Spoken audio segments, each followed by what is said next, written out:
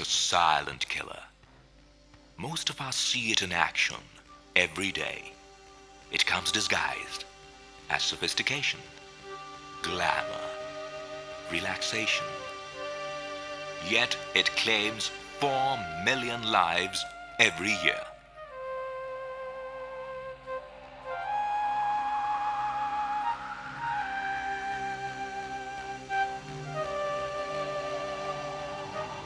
Tobacco.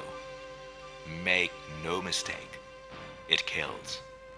The only product in the world that kills when used as prescribed by its manufacturer. Every 10 seconds, one person dies as a result of tobacco use. 1 out of 2 long-term users dies from tobacco-related causes, losing about 20 to 25 years of productive life. In 20 years' time, tobacco will cause more deaths worldwide than HIV/AIDS, tuberculosis, maternal mortality, motor vehicle accidents, suicides and homicides put together.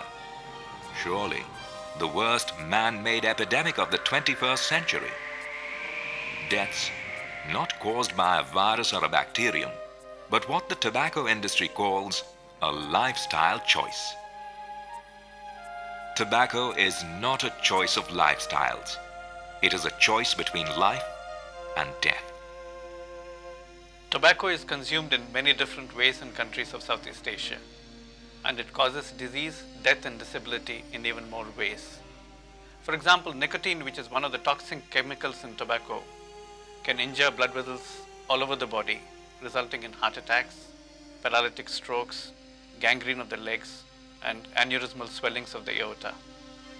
Tobacco products, whether chewed or inhaled, can cause cancer of many organs, the lungs being the most prominent of them, but certainly other organs like the food pipe, the voice box, the stomach, the urinary bladder, and many other organs indeed can be affected by cancer. We can also have the reproductive organs affected by tobacco, with infertility, low birth weight, and stillbirth being frequent in women, and erectile dysfunction or impotence being a problem in men. In addition, you can have a myriad other diseases which have been associated with tobacco, starting from premature cataracts to osteoporosis. So we have tobacco which can kill in many ways, and particularly in midlife. And this can devastate the family, orphaning young children, as also cause developmental problems for the country as a whole, where many productive people are killed or disabled in midlife. In fact, the Indian Council of Medical Research has a study which shows that even 3 conditions like heart attacks, lung diseases, and lung cancer can cause more economic harm because of their healthcare costs than the revenue earned by tobacco. So clearly we have a case where tobacco affects individuals as well as the nation alike, and this is one of the most preventable causes of death that the modern world has. Surely wisdom demands that this killer of our times must be eliminated from our society.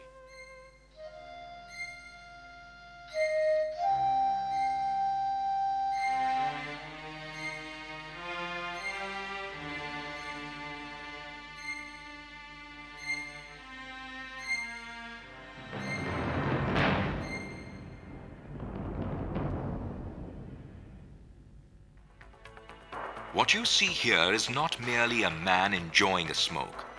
He is getting his daily quota of an addictive drug called nicotine found in tobacco. Rated by medical experts as worse than heroin or cocaine in producing dependency. Yet, when people choose to smoke, most of them are not even aware of the suicidal path they have taken.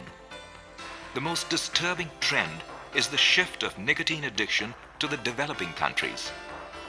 Today, as many as 940 million of the world's 1.15 billion smokers live in low and middle income countries. You could call it the rich-poor divide. In the developed economies, tobacco use is gradually going down. For example, in the UK, cigarette consumption has reduced from 138 billion to 80 billion over the last 2 decades. More people are quitting. fewer are starting to smoke. Yet in the less developed nations, more and more people are getting addicted every day. And this is where the tobacco giants, both national and multinational, are making their multi-billion-dollar profits, exploiting the world's poor. International tobacco companies enter developing countries under the garb of trade liberalization. They exploit the cheap labor available as they lure in new customers to replace those dying from tobacco-related diseases. Their huge profits leave millions hooked to cigarettes and billions more all the poorer. The Southeast Asia region of WHO is not spared the scourge of the tobacco epidemic. 10 countries with vast cultural differences, but with one point in common: the stranglehold of nicotine among men, women, adolescents, and even children. In this region, tobacco is not only smoked, but chewed, sniffed, or even rubbed on the gums. With a huge variety of tobacco products: cigarettes, biris, kretex, cheroots, chutta, hookah, pan masala, gutka, mishri, betel quid, and many more. But call it what you will, tobacco by any name is just as deadly and just as big a business. Of the 10 countries, 8 produce tobacco in commercial quantities. Among them, India is the world's 3rd largest producer and the 8th largest exporter of tobacco, followed by Indonesia and Thailand as 7th and 15th respectively. As much as 70% of the entire production in the region is consumed locally, supplemented by huge imports of tobacco and cigarettes. Studies have shown that up to 8 out of 10 men and 7 out of 10 women in some countries are smokers. Tobacco-related diseases are on the upsurge. In India, 1/3 of all cancers are cases of oral cancer, and 90% of these patients chew tobacco. Around 600,000 people die every year from tobacco-related diseases. In Indonesia, it is estimated that about 192,000 deaths a year are attributable to tobacco use, while Thailand battles with 10,000 tobacco-related lung cancers every year. And tragically, it is the people in the lower income groups who are caught in the grip of tobacco use. With as much as 1/3 of family incomes being diverted to tobacco rather than being spent on food or on children's education. Teenagers and children of Southeast Asia are being pulled into tobacco addiction through disguised advertising. Catch them young seems to be the war cry of big tobacco industry. As an internal memo of the tobacco industry states blatantly, today's teenager is tomorrow's potential regular customer. The innocent teenager is attracted by the clever ploys of the tobacco industry through brand stretching, such as the use of t-shirts, jackets, and electronic gadgets, or through the sponsorship of sports, entertainment, and arts events. The fact that the Southeast Asia region is becoming a dumping ground for the tobacco industry is clearly on the wall. No society, no government can stay apathetic towards tobacco control. Governments must act, and act now. The lives of millions of children are at stake. The experiences of the developed countries demonstrate that with focused action, we can win the battle against tobacco. Governments in developed countries are aggressively curtailing advertising and promotion of tobacco products. Sales to minors are prohibited, while smoking areas are being severely limited. Anti-tobacco billboards are replacing promotional ones. Increases in taxes on tobacco products have helped strengthen funding for tobacco control activities. Through public information and education, activists have equipped communities with the knowledge on the hazards of tobacco to enable them to make the informed choice of not smoking. The public now has better insight into the operations of the tobacco industry. That tobacco companies have known for years the addictive nature of tobacco. Yet, denying the scientific evidence, the industry has continued to sell hazardous products. Communities have risen against tobacco promotion, have encouraged smokers to quit through counseling and quit smoking clinics. But the challenge of controlling tobacco in developing countries is tremendous. Despite some significant actions taken towards tobacco control by the countries in the Southeast Asia region, there is an urgent need to do much more, and very soon.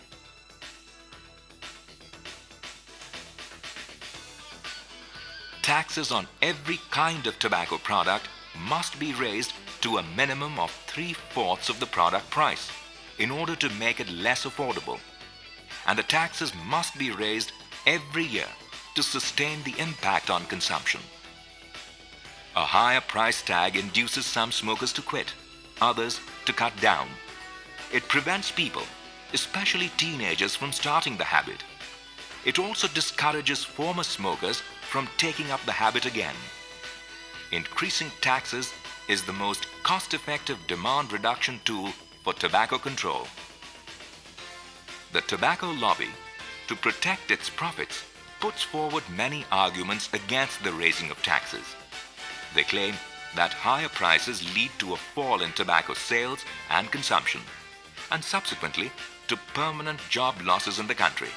This is patently false. A recent study by the World Bank showed that in most tobacco-growing countries, there would be no net job losses if tobacco sales and consumption came down significantly.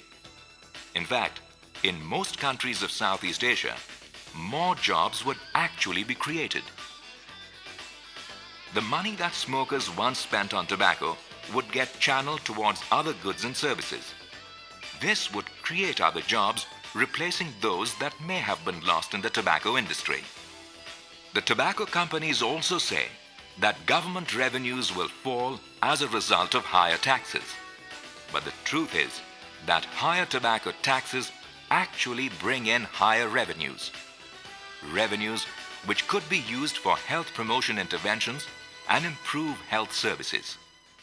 Education through every possible medium, including radio, television, school curricula, and rural outreach programs, needs to be embarked upon to enable people to make informed choices. Urgent action for enforcing a comprehensive ban on tobacco advertising is a must. Direct advertising on the electronic media, press, and billboards must be banned.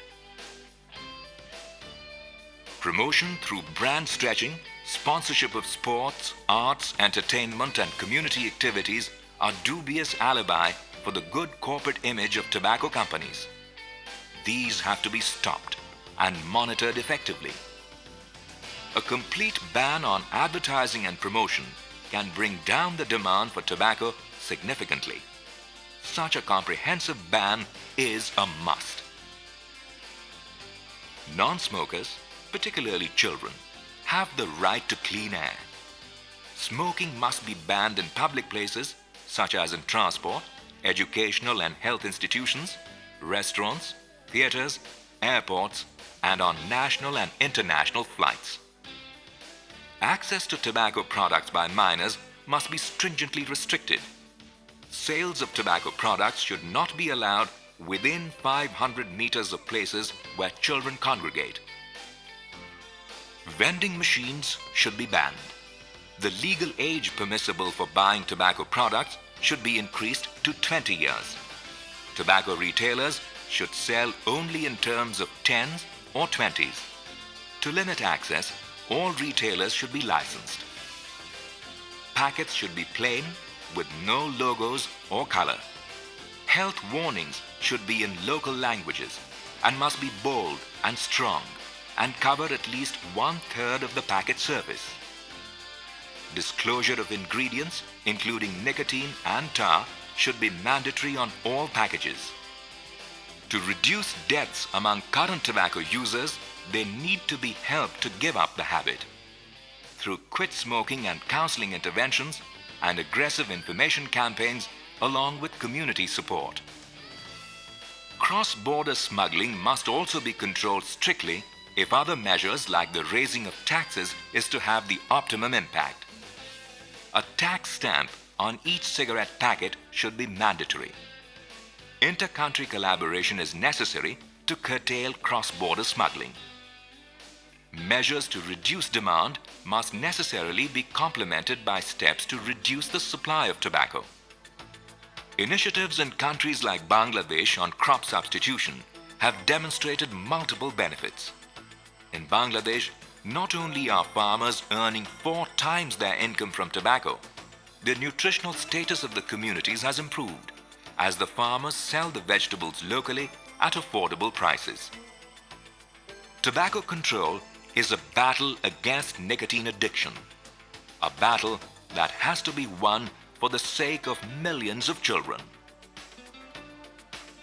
Tobacco use is complex issues, and it deals with socio, economic, even political and development issues.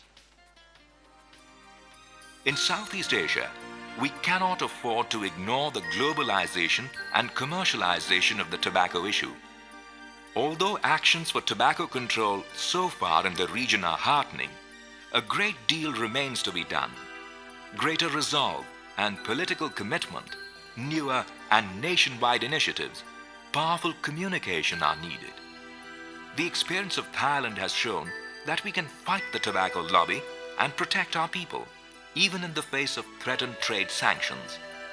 Our clarion call should be freedom from tobacco. It's a battle for life. And we have to start now. We owe it to our children and to posterity. Educate the community on the dangers of tobacco. Raise taxes every year. Ban advertising and promotion. Restrict access to children. Support users to quit. Control smuggling. Encourage alternate livelihoods for tobacco workers.